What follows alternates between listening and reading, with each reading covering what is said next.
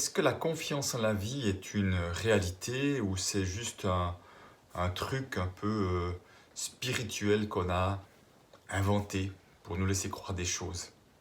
Est-ce qu'au fond, est-ce que c'est mieux d'être dans le contrôle ou est-ce que se laisser aller, se laisser porter est une meilleure solution? C'est ce que je vous propose de regarder ensemble cette vidéo.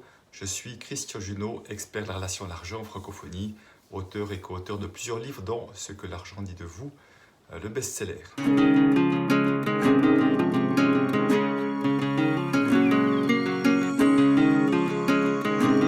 Et aujourd'hui, j'aimerais justement prendre un temps sur ce thème-là parce que je trouve que c'est un thème qui mérite de s'arrêter parce que suivant nos croyances, suivant la manière dont nous appréhendons la vie, notre vie est bien différente.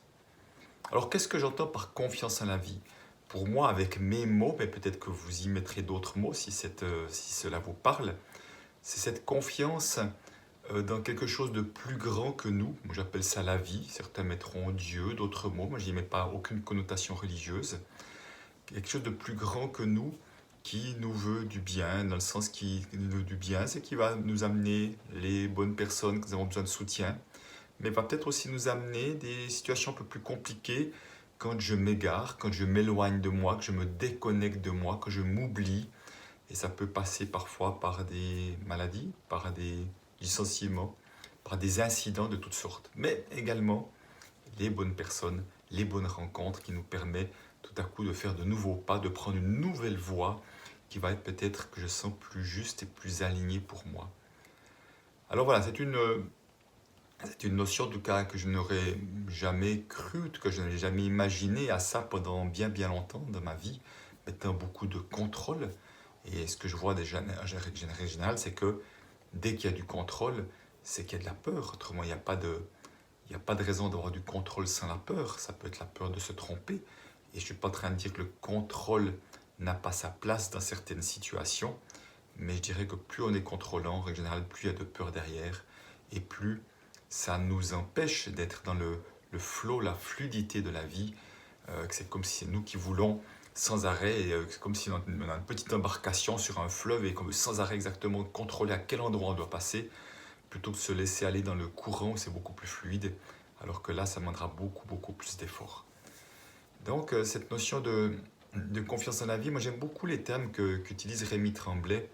Rémi Tremblay disait, au fond, qu'est-ce que la vie cherche à exprimer à travers moi? Oui, qu'est-ce que la vie cherche à exprimer à travers moi? Donc, quelque part, comment puis-je être moi au service de cette vie, de quelque chose de plus grand? Mais cette vie, ce n'est pas quelque chose de différent de moi. Je suis la vie, elle est aussi en moi comme elle est à l'extérieur de moi. Cette plante, c'est aussi la vie. Là, il pleut en ce moment au-dessus de moi, c'est aussi la vie. Donc, je fais partie de ce grand tout. Je ne suis pas séparé de ce grand tout, c'est plus grand que moi.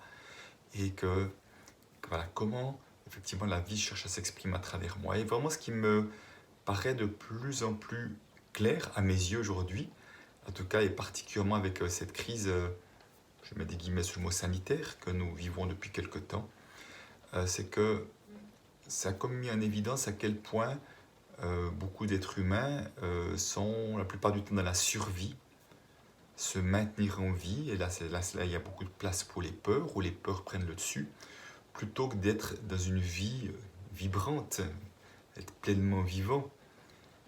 Et c'est très différent, effectivement, suivant ce qui se passe. Et bien évidemment, on n'est pas juste dans l'un ou dans l'autre. À un moment donné, je peux être dans la survie, et je suis dans la survie chaque fois que j'accorde de l'importance au regard des autres, chaque fois que je vais faire des actions parce que j'ai envie d'être aimé, d'être apprécié. Donc à un moment donné, vous voyez, c'est très subtil tout ça. Et au moins je vous le dis, s'il est évident qu'il y a des moments où je suis je suis là-dedans. Et puis il y a des moments où on va de l'avant, c'est comme une sorte d'évidence.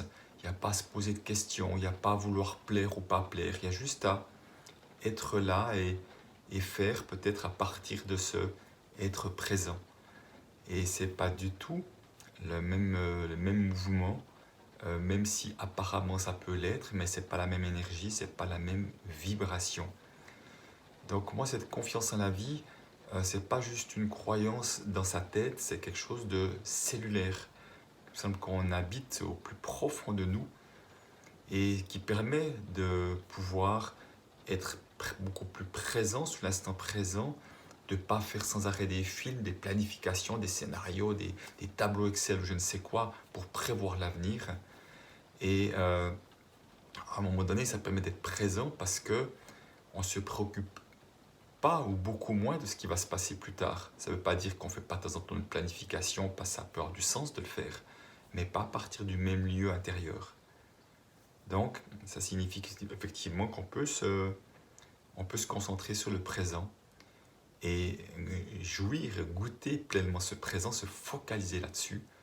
Et puis, de toute façon, arrivera ce qui arrivera.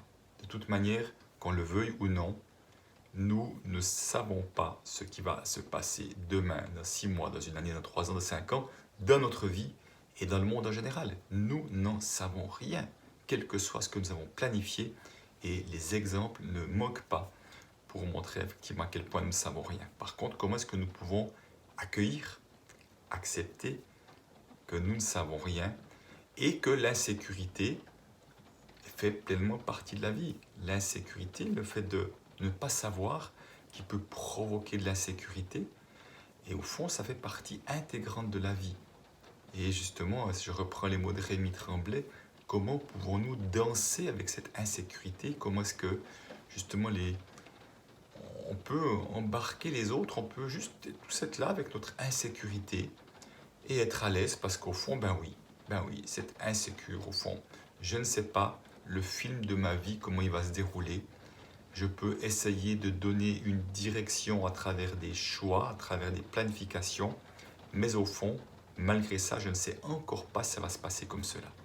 Donc comment est-ce que je peux être relax, serein, tranquille avec cela? Je pose des actions. Ben oui, je prévois des choses, je suis en train de planifier des choses, je suis en train de poser des dates, peut-être pour des événements. Est-ce qu'ils auront lieu ou pas?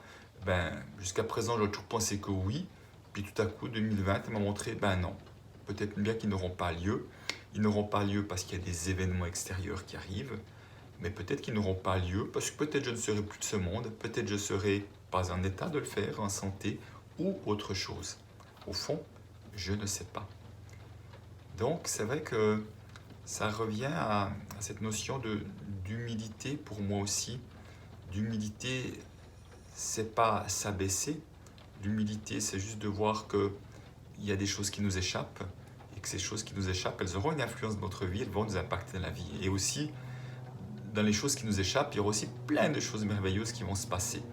Je partage souvent que là où je suis aujourd'hui, c'est beaucoup mieux que ce que j'avais imaginé il y a 11 ans en arrière quand j'ai commencé à devenir indépendant, mais très largement mieux. Et que si j'avais voulu contrôler, décider que c'est ça que j'allais le faire comme ça et pas autrement, ben je serais à cet endroit-là et je me serais coupé de plein de possibilités. De plein de possibilités. Et au fond, ce que je vois, c'est que j'ai fait tellement de rencontres merveilleuses, ces rencontres qui, tout à coup, ont fait que ma vie, qui était peut-être comme ça, tout à coup, elle a pris une autre direction. Des fois, les virages peuvent être légers, mais ils sont quand même bien présents.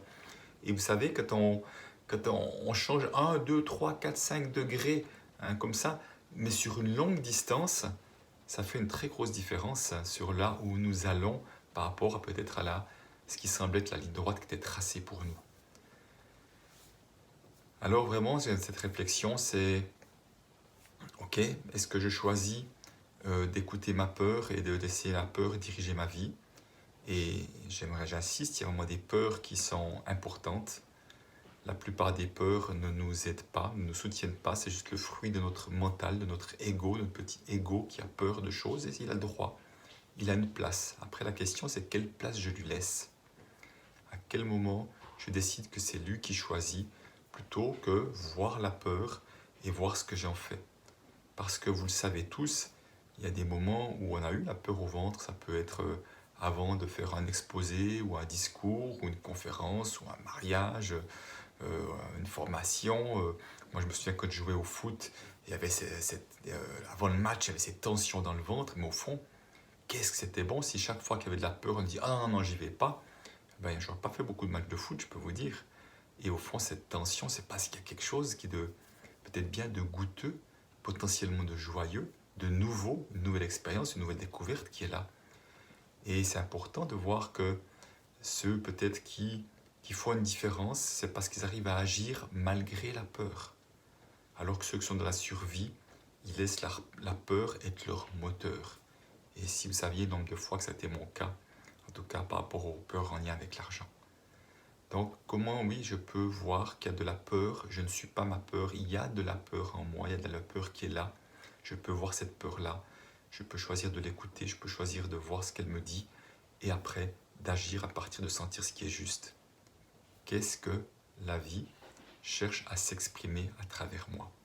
Nous avons tous, sans exception, quelque chose de singulier, quelque chose d'unique, quelque chose à offrir. Et ça peut être spectaculaire, visible ou dans l'ombre. Et tout ça a tout autant de valeur. Donc faisons en sorte d'offrir ce quelque chose-là le mieux possible, le plus possible, de manière joyeuse. En tout cas, c'est ce que je souhaite à chacun d'entre vous.